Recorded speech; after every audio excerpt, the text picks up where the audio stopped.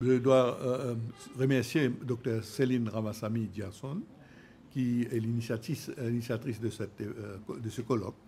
Alors, elle m'a invité comme invité d'honneur, parce que j'ai travaillé dans ce domaine en tant qu'ancien ministre de l'Éducation, des Arts et de la Culture. Pour l'île Maurice, j'ai beaucoup contribué pour la réalisation de nos 10 sites des patrimoines mondiaux de l'UNESCO à Maurice, à Pravasigat, pour les arrivées des immigrants indiens, et aussi pour les esclaves, le monde. Alors donc, ça c'est mon association dans ce domaine. Et aussi en tant que ministre de la Culture, j'ai beaucoup aidé à la promotion de la culture dans sa diversité à Maurice, que ce soit la culture indienne, la culture africaine et la culture européenne. En tant que ministre, je fais le maximum pour servir toutes les composantes. J'avais une image de mon pays, moi en tant que ministre de la Culture surtout, c'est la nation arc-en-ciel. Pour la nation arc-en-ciel, mon image, c'est pour avoir un arc-en-ciel authentique, il faut qu'on nourrit toutes les cultures. Si une couleur de l'arc-en-ciel pâlit, on n'a pas l'arc-en-ciel authentique. Et la deuxième condition, c'est que pour être un arc-en-ciel authentique, il faut qu'on soit côte à côte. Si une couleur veut sortir de l'arc-en-ciel, il n'y a plus d'arc-en-ciel authentique. Alors voilà un peu l'image, c'est l'unité dans la diversité. Ça a été ma mission, ça a été ma foi, et je l'ai fait pendant toutes ces périodes en tant que ministre pendant 13 ans. La commémoration des arrivées des Tamouls à La Réunion, ça c'est 360 ans. Hein, c'est une longue histoire. Hein. Ça date de très loin. Mais si on ne fait pas ces colloques, si on ne fait pas ces conférences, si on ne partage pas l'information, mais la génération présente ne va pas être au courant de tout ça. Vous voyez? Et là, même là, vous voyez, vous n'avez pas toute la population tamoule qui suit ça. Vous voyez? Il y a plusieurs facteurs qui empêchent que tout le monde soit complètement engagé dans toutes ces recherches-là. Chacun a sa préoccupation. Mais c'est bon qu'on a des historiens, des universitaires, comme Céline et autres, qui donnent leur temps à faire des recherches et partager l'information. Ce colloque donc répond à ça.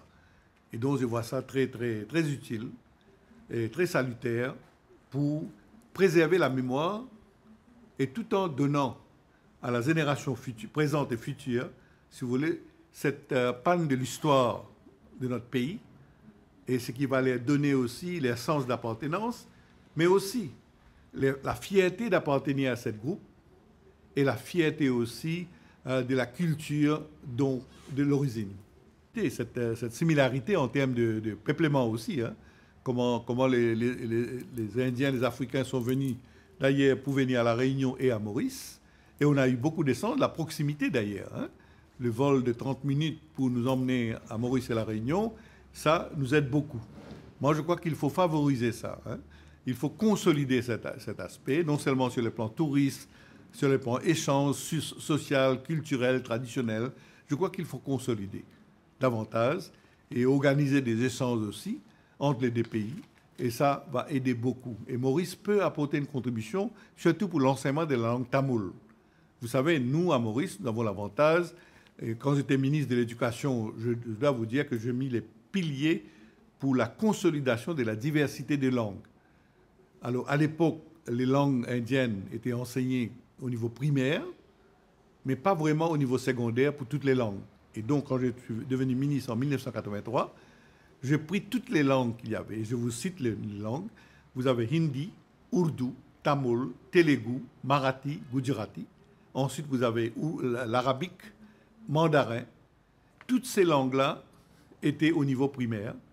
Et quand je suis arrivé, je voulais élever les statuts de toutes ces langues. Et on l'enseigne maintenant au niveau secondaire, l'université aussi. Vous imaginez? Alors, et ça, c'est financé par le gouvernement. Hein, c'est les profs de l'école publique. Dans toutes les écoles publiques, on a ces enseignants qui vont enseigner. Alors, chez le plan culturel, religion et linguistique, les Anglais ont été tolérants.